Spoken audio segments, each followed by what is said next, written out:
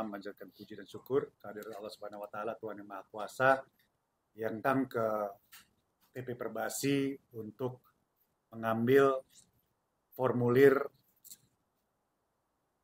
pendaftaran untuk dipertimbangkan nantinya sebagai calon ketua umum PP Perbasi. Bukan orang lama sebenarnya di Perbasi. Sebelumnya saya mendapatkan kepercayaan terakhir sebagai Ketua Panitia Pelaksana Piala Dunia Basket atau FIBA World Cup 2023 yang terselenggara dengan sukses di Jakarta tahun lalu di Indonesia Arena, sebuah prestasi yang sangat membanggakan untuk dunia olahraga, khususnya dunia basket di Indonesia. Sebelumnya juga saya dipercaya sebagai Sekretaris Jenderal PP Perbasi di periode sebelumnya dengan Ketua Umum Bapak Dani Kosasih. Itulah sebuah pengalaman dan saya rasa pembelajaran yang sangat berharga bagi saya. Di saat itu juga lah saya selaku perwakilan dari PP Perbasi selaku Sekjen, saya bertolak pada saat itu ke Geneva, Switzerland untuk hadir di FIBA, di kantor pusat FIBA untuk mencalonkan Indonesia pada saat itu sebagai salah satu tuan rumah Piala Dunia Basket. Dan alhamdulillah kita mendapatkan kepercayaan dan tahun lalu telah terlaksana Piala Dunia Basket dengan baik. Teman-teman sekalian, saya percaya olahraga bola basket ini mengalami perkembangan dan peningkatan yang sangat-sangat signifikan. 5 tahun terakhir, 10 tahun terakhir, olahraga bola basket ini bukan cuma menjadi kesenangan bagi anak-anak muda di Indonesia, apakah itu putra atau putri, tapi juga prestasi atlet-atlet olahragawan di dunia basket itu setiap tahunnya semakin baik, semakin meningkat. Kita melihat prestasi timnas, apakah itu di SEA Games atau di perhelatan regional dan juga liga basket kita, semakin tahun juga semakin baik. Ini adalah fondasi yang kuat, fondasi yang kokoh, yang tidak lupa atas campur tangan dan dedikasi dari seluruh insan bola basket se-Indonesia. Tentu tidak terkecuali Perbasi, apakah itu pengurus pusat ataupun pengurus-pengurus Pengprov maupun pengurus cabang. Ini adalah kerja keras masyarakat dan seluruh insan olahraga bola basket se-Indonesia yang bisa mengantarkan prestasi bola basket sampai ke hari ini. Kita melihat ya atlet-atlet kita dari zaman saya waktu itu masih agak lebih muda, ya jagoan-jagoan basket saya dari dulu, legenda-legenda basket setanah air, ya dari zaman saya masih muda di tahun 90-an sampai sekarang, ya menjadi idola-idola banyak anak-anak muda se-Indonesia. Dan saya punya cita-cita idola pahlawan-pahlawan basket ini semakin hari ke depan akan semakin banyak lagi. Ya kita melihat idola-idola seperti kalau yang saya kenal, yang seumur ya saya masih mengikuti, Ali Budi Mansyah, Budi Jordan, ada Gepeng pada saat itu, terus yang terakhir ada Roni Gunawan, yaitu legenda power forward center se-Indonesia. Meskipun jujur saja kadang-kadang dulu saya belanya tim yang berbeda, tapi saya cinta sama olahraga bola basket ini dan saya cinta sama insan olahraga basket di Indonesia. Dan semoga apa yang saya cita-citakan ini, niat saya ini bisa sama-sama terus mengembangkan olahraga basket. Untuk itu, ya beberapa fokus yang nanti saya akan detailkan bila mana saya mendapatkan kepercayaan, tapi sudah menjadi pemikiran di dalam diri saya, termasuk pembinaan di usia-usia yang sangat dini. Ya, kita ingin anak-anak muda Indonesia melihat basket ini sebagai sebuah kesempatan, bukan sekedar mencari olahraga, mencari keringat, tapi juga mencari kesempatan. Ini bisa nantinya bisa memberikan dampak hidup bagi keluarga masyarakat Indonesia. Saya ingin anak-anak Indonesia dari muda bisa bercita-cita menjadi pemain basket di liga-liga tertinggi. Saya ingin suatu hari ada banyak anak-anak Indonesia yang punya cita-cita main di NBA. Saya ingin satu hari itu nanti ada pemain darah Indonesia itu main di kompetisi-kompetisi tertinggi. Dan tentu cita-cita kita bersama, Timnas Merah Putih setiap tahun bisa berkompetisi di liga-liga ataupun di kompetisi-kompetisi terhebat, apakah itu regional ataupun internasional. Saya ingin mengajak teman-teman di pengurus basket Perbasi ini untuk mimpi tinggi, mimpi besar. Dan untuk itu banyak yang harus kita lakukan. Saya berpikir salah satu yang ingin saya kembangkan adalah kompetisi basket usia dini. Kita harus pikirkan apakah itu mulai dari 6 tahun, 8 tahun, 10 tahun. Ini adalah pembinaan yang harus kita pikirkan. Kompetisi-kompetisi berjenjang supaya dari setiap tingkatan umuran itu bisa mendapatkan pembinaan yang baik, pelatihan yang baik, kompetisi yang baik. Supaya kita bisa melahirkan atlet-atlet yang mempunyai skill dan mampu berkompetisi di level yang tertinggi. Ini cita-cita besar kita bersama. Ini tidak terlepas dari pengurus Perbasi dan tidak terlepas dari khususnya teman-teman di Pengprov se-Indonesia dan juga Pengcap se-Indonesia. Saya rasa ini yang ingin saya kerjakan, dan tentu SDM basket di Indonesia juga harus kita perhatikan. Artinya mulai dari sumber daya wasit yang baik akan juga melahirkan kompetisi-kompetisi yang baik, kompetisi yang sehat, kompetisi yang bermutu. Dan ini yang kita ingin tawarkan.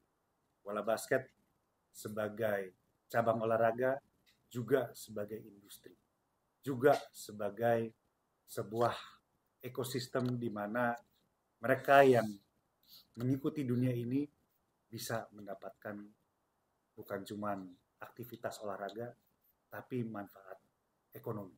Ini adalah cita-cita. Saya pikir itu teman-teman sekalian, mohon doa dari semua. Saya sudah tadi diterima dengan baik oleh tim penjaringan dari PP Perbasi. Dari ada Pak Dharma, ada Bu Sekjen, ada Pak Waketum, Pak George. Kami terima kasih, saya diterima dengan sangat baik. Saya dijelaskan bahwa pengambilan formulir batasnya hari ini dan bisa dikembalikan paling lambat tanggal 23 September. Untuk itu saya akan pelajari, saya akan isi, dan pada saatnya nanti saya dan moga-moga ditemani oleh rekan-rekan saya ini akan mendaftarkan secara resmi pencalonan diri saya sebagai calon ketua umum PP Perbasi periode 2024-2029. Saya pikir itu. Terima kasih atas perhatiannya. Saya akhiri. Assalamualaikum warahmatullahi wabarakatuh. Saya ini komunikasi dan dukungan bergulir terus. Saya rasa pada saatnya nanti akan diumumkan. Dan saya tidak akan berhenti, ya. Saya akan terus mencari bukan cuma dukungan, tapi kepercayaan. Ini adalah masalah kepercayaan. Ini adalah kepercayaan, trust dari teman-teman insan basket seluruh Indonesia yang terwakili di Pengprov. Untuk itu saya akan meluangkan waktu untuk terus mencari dukungan, dan pada saatnya nanti saya rasakan ini.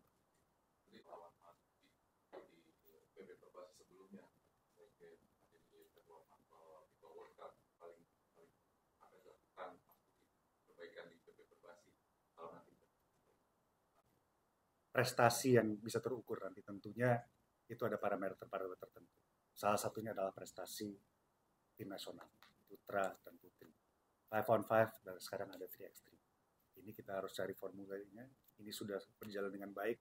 Kita sudah melalui tahapan-tahapan tertentu, tapi kita harus genjot lagi. Sebelum kita ke timnas, pasti ini ada ekosistem yang harus kita bangun terus. Ekosistem itu apa? Yang saya maksud itu adalah kompetisi. Level kompetisi sebaik-baiknya tingkat profesional kita melihat IBL ya sekarang IBL ini saya kemana-mana itu udah menjadi ya salah satu momen orang menunggu kalender IBL. Bukan cuma masyarakat basket, tapi sedikit demi sedikit ya mulai banyak olahraga yang tadinya orang tidak tahu basket tapi ingin nonton dan sekarang mengikuti klub-klub yang sangat-sangat hebat di IBL. Saya rasa dari Piala Dunia kita kemarin itu orang lebih banyak terpancing lagi.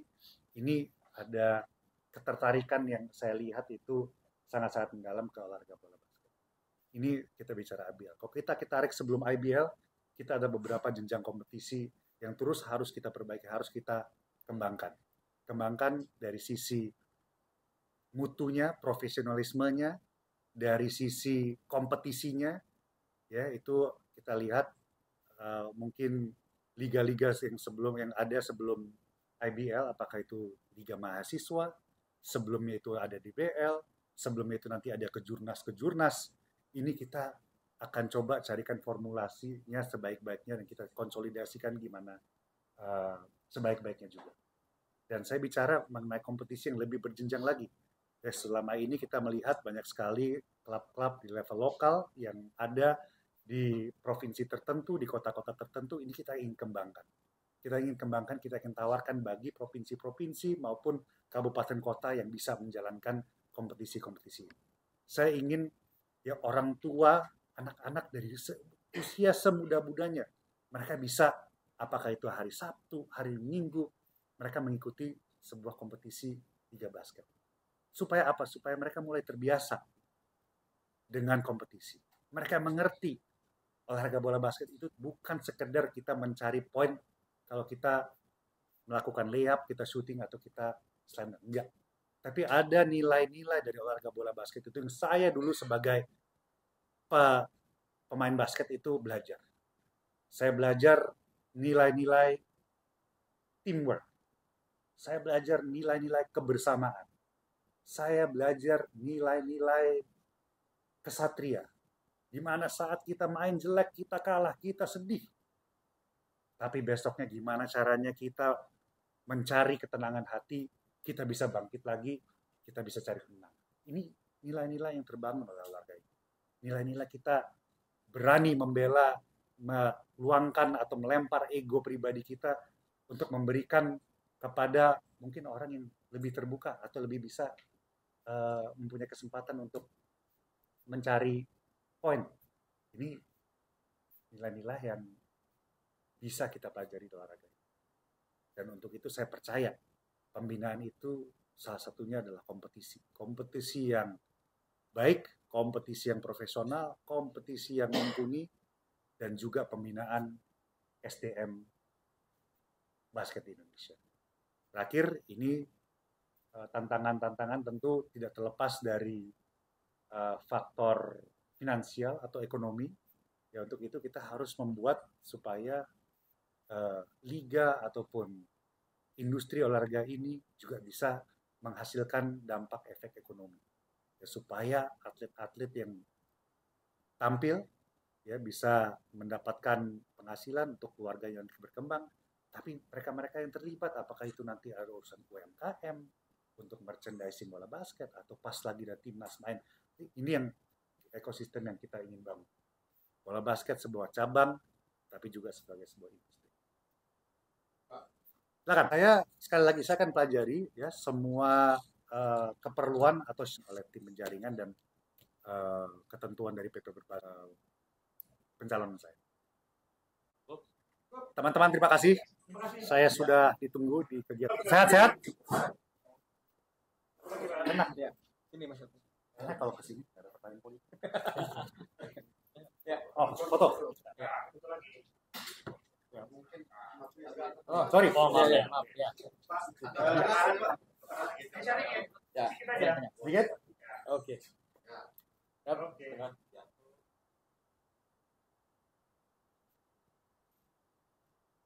Oke. Thank you.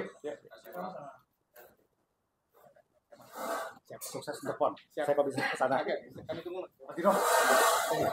Sampai di luar.